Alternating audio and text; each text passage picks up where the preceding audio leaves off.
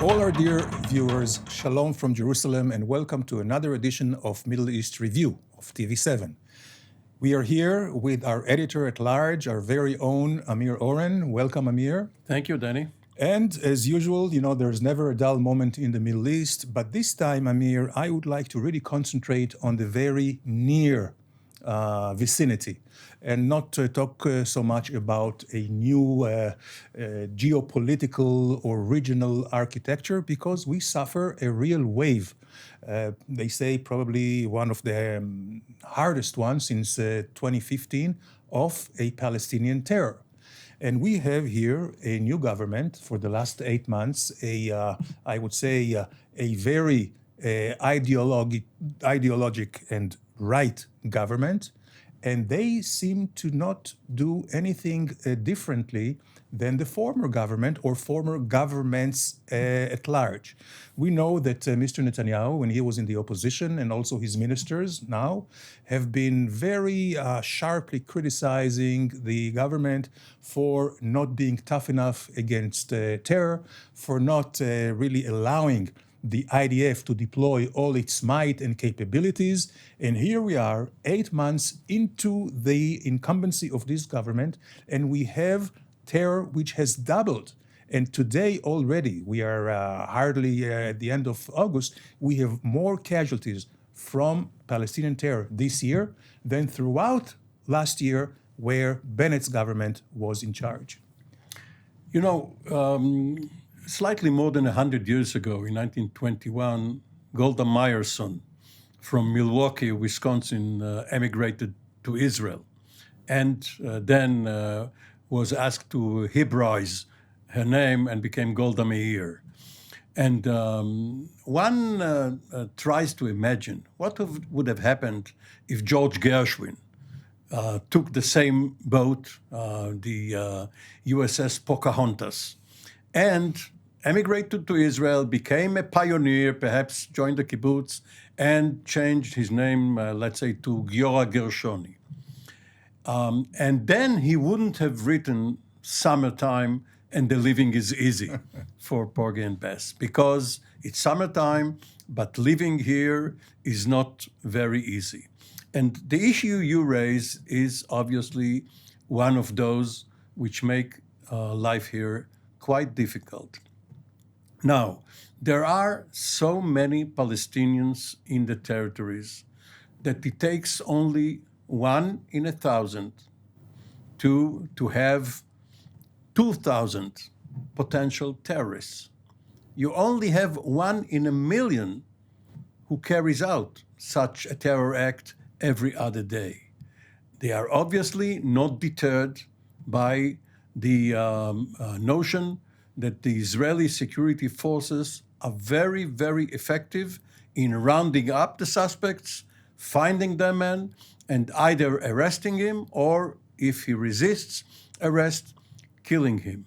Obviously, even demolishing his family's home is no deterrence, perhaps because the Palestinian Authority or one of the terrorist organizations will compensate the family for that. The pay-to-slay legislation of the Palestinian Authority, as they say, which the Taylor Force American bill was supposed to counter, but without success. Of course, because if indeed Iran is funding, as Netanyahu and his defense minister Gallant have been saying, if Iran is funding such terrorism act, what does it have to fund? Buying a knife, buying a stone, or even buying a gun?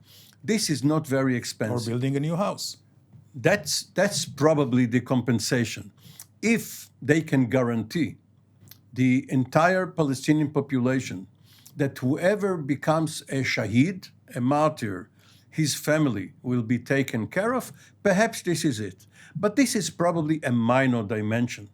The big idea is that there is Palestinian resistance to Israel occupying the territories, to settlers sitting there, building new settlements, moving about, and at least this is being done in order to remind the world, in general, and Israel in particular, that there is no Palestinian acquiescence in what has been done in the territories for the last 56 years, that regardless of the cost, they will keep resisting.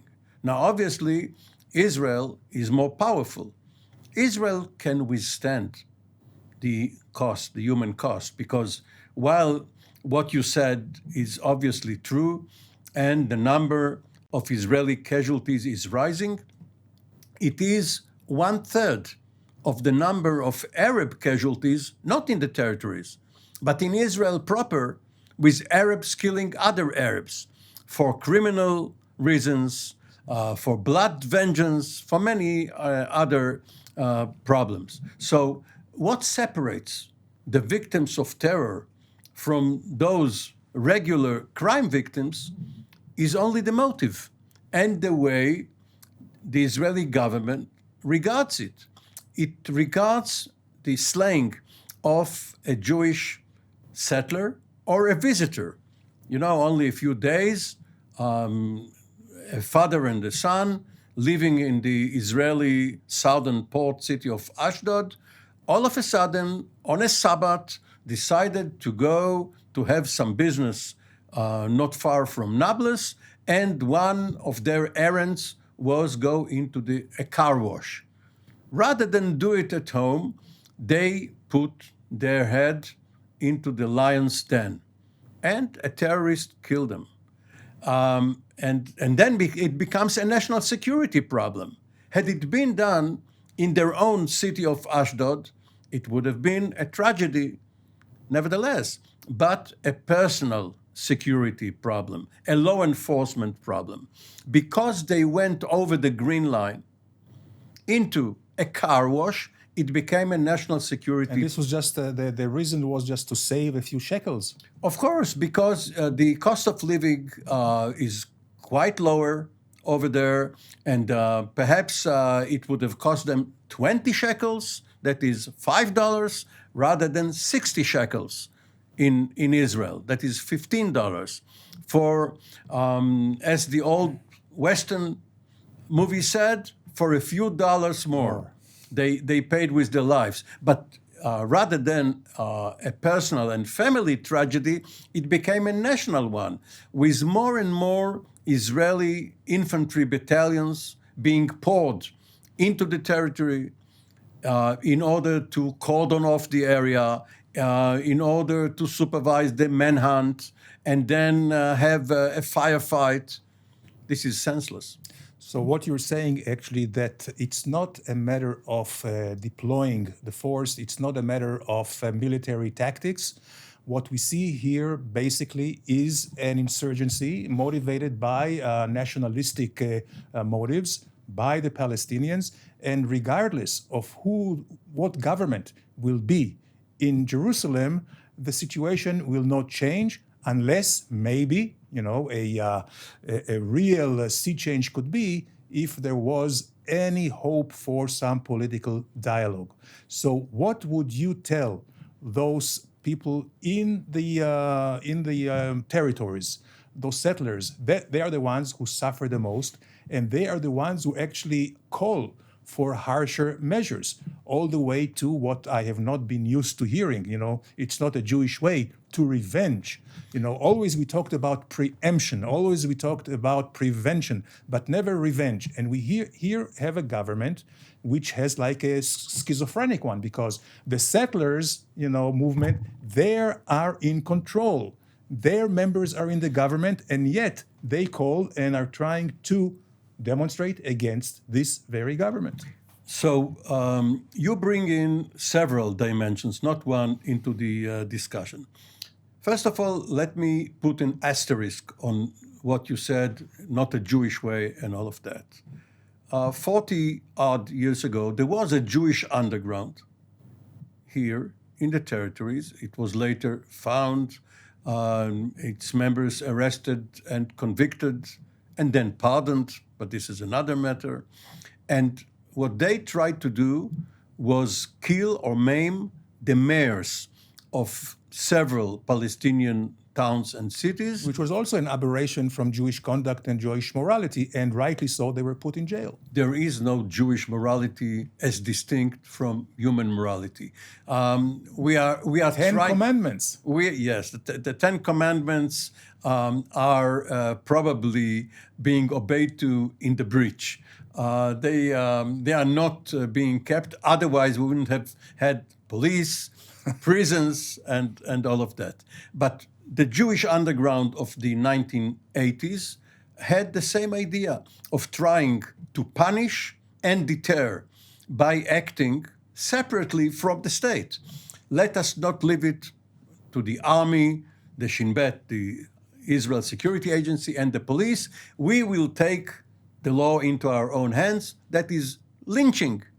And perhaps by that put pressure on the local authorities to prevent further atrocities, or if not, at least take revenge. So first of all, this is not really new, but yes, there were several decades when we didn't see this phenomenon.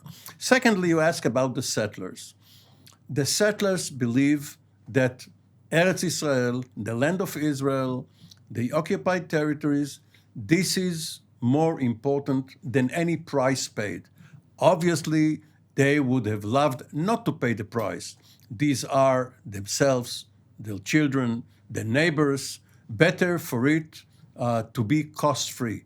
But if given the choice, they would have said, let us be here, even though it is endangering our lives.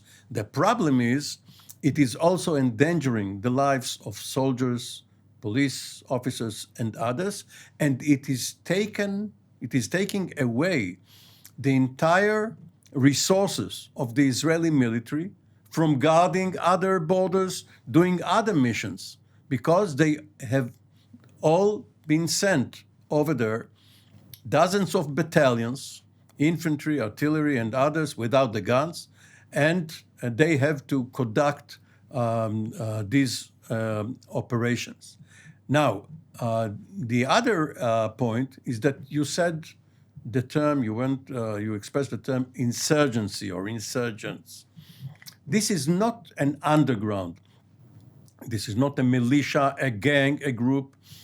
These are assorted individuals who get perhaps their instructions or inspiration from other parts of the territories or from Gaza over social media or in by other means, and they decide to go out and take a shot at an Israeli car passing on the road.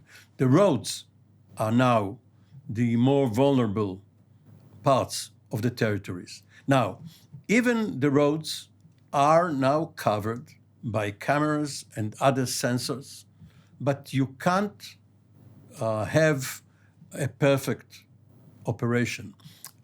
In two of the more recent terror acts, soldiers were nearby.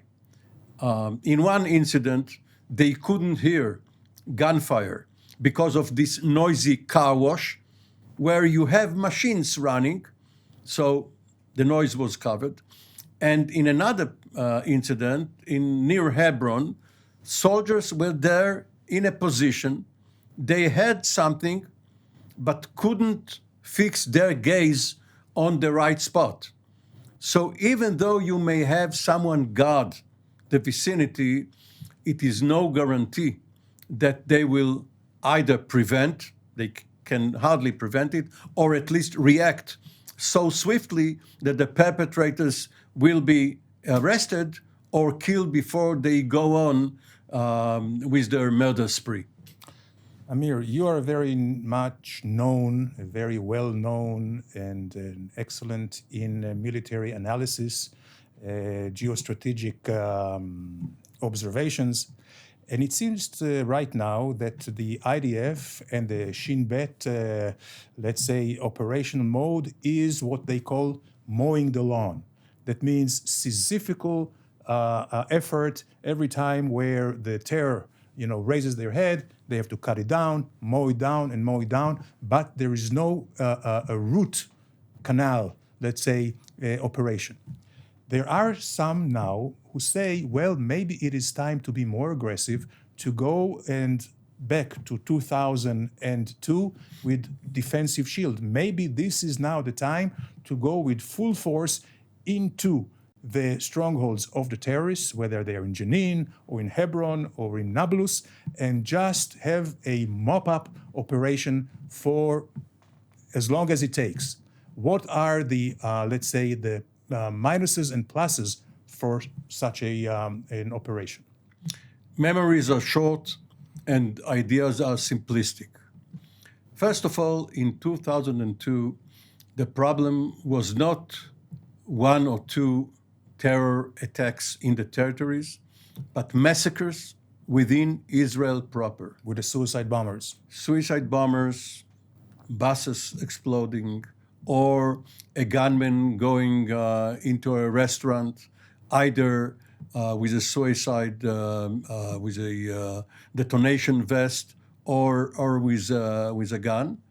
The way Baruch Goldstein, who started this trend, the Jewish doctor and reserve captain who went into the cave of patriarchs in 1994 and massacred 29 Palestinians. So it was not only the Palestinians massacring Israelis, but going back to 2002, it was only when the latest of this incident took place that the Israeli government, the Sharon government, and you used to work with Ariel Sharon, as you did with two of his predecessors, they decided to go on the attack against the Palestinian Authority. Circumstances are different now for several reasons. What you call a terror wave is not in any way similar. It does not resemble what happened between September of 2000 and March, April of 2002. Yes, there is a line, but it is composed of very separate dots. It is not one critical mass which justifies such an operation. This operation had to do with calling up, mobilizing reserves. You are not going to mobilize reserves now in Israel when many people in the reserve, in the active reserve, are protesting the government. This is because of the turmoil that we have here internally, that's something that was instigated by this government with what is the so-called judicial reform. This, the dust has not been settled yet, but there is a lot of resistance in mobilizing. But even during the time of Operation Defensive Shield, there was another operation planned for Gaza. At the same time, it was called Home Shield. Already had a code name. Reserves were mobilized. They protested, and the operation was canceled. And this was even when motivation was high. Additionally, there were three ramifications for Operation Defensive Shield. The first one was that the US administration, under President George W. Bush, gave the Palestinians a political victory. Israel was militarily victorious, but the Palestinians eked out a diplomatic victory by Bush coming out for the first time for an independent Palestinian state. Yes, there was to be a long road and a road map and many conditions, and under Arafat it was impossible, perhaps under Mahmoud Abbas. Let's leave this history aside. But the Palestinians gained politically while they lost militarily. The other point was that it took 3 additional years for Israel. There was a continuous operation called Determined Road after Defensive Shield for the Israeli military under Brigadier General Gadi Eisenkot, a later chief of staff, now a member of Knesset. He was in charge of the division there in Judea and Samaria, and they had to work diligently and very, very hard in order, as you say, to keep mowing the lawn. And also, a very important element was, against his own instincts, Sharon approved the building, the creation, the erection of a military, a security fence. This is one very good outcome to come out of what happened there. But we are talking about three probable minuses.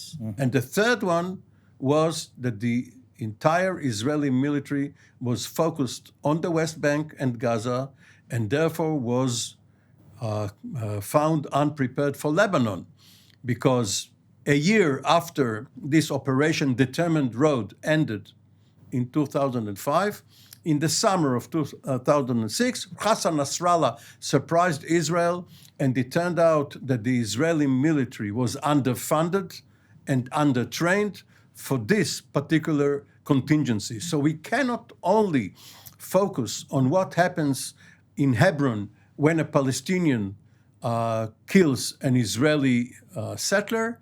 There is a larger picture. So on the Palestinian issue, and we will, in a segue, you mentioned Hassan Nasrallah, we'll move to the north, to Hezbollah. But just as a, let's say, summation of the Palestinian issue, you say the current tactical doctrine of the IDF and the Shin Bet is sufficient. There is no other way to do it until and unless we have some kind of a political solution in sight. Let's not be so naive. Even if there is a political solution in sight, the enemies of this solution, Hamas and Iran and others, will try to undermine and undercut it. Like they did in the mid-90s. Exactly. Even when rapprochement between the peoples and the authorities seem very, very close. This is the very time where it could be very dangerous too, because of the enemies of peace. But we are not there yet. The current Israeli government, which is dependent on extreme right-wing parties led by Bezalel Smotrich and Itamar Ben-Gvir, and even within Likud, this Israeli government does not give the Palestinians any political hope. And even if the heads of the Palestinian cabinet and security forces do counteract with their Israeli counterparts, for the Palestinian in the street or in a refugee camp, there is no tomorrow. And they are desperate. They perhaps are not well versed in nuances. They take a gun or a knife or a stone and go out to kill an Israeli. But again, the only long-term solution must be political. It is not possible, it is not certain that it is viable. It is perhaps not even probable, but it is possible. For that, the Israeli electorate, as well as the Palestinian population, must work for more moderate leadership. And of course, there is a lot of blame to share by the Palestinian authorities. They do not do enough to stop terror, quite the contrary. They incentivize with this pay to slay, the incitement in schools and in their mosques and on all their media is very, very noxious and But nefarious. you know, one man's education is another person's incitement. If you look at some of the textbooks that some, not all, Israeli youth are learning from, the other side would have called that incitement. Yeah, but still, all the offers during the years and the decades and the centuries that were offered were, outright rejected by the Palestinians. But let's move. We have only a few seconds to discuss Hezbollah. You mentioned 2006, the Second Lebanon War, which was instigated by Hezbollah, by Nasrallah, who knows very much the Israeli landscape, the political landscape, and he then estimated, and I guess he wasn't totally wrong, that the IDF was not prepared for a war in Lebanon. Is the IDF prepared really now? And is Nasrallah also thinking in the same lines of provoking Israel into another campaign in Lebanon? You are pushing me to play Nasrallah's advocate, so I object to your characterization of my client, he did not think that Israel will go to war, and therefore he had no idea whether the IDF will be either prepared or not, which turned out to be the case. He believed that he was just abducting several soldiers. He abducted and killed, or his forces abducted and killed 2 soldiers. And this was done only a few days after Gilad Shalit was abducted in the Gaza border. And he believed that he was doing it for a prisoner swap. Now, what is happening now is that the Israeli ability to conduct war anywhere is on a slide. It is going downward according to the official declarations of the heads of the Israeli military. And if that is the case, and if you hear in the media that right now it is still tenable, but come September, come October, the Israeli military will be even less prepared. If you are Hassan Nasrallah and you hear this calculus, are you going to attack right now, or are you going to wait for a few additional weeks or even months for Israel's forces to be at their nadir? But is this, and this is the last question, which is very important, is this really Nasrallah's call, or is it Tehran's call?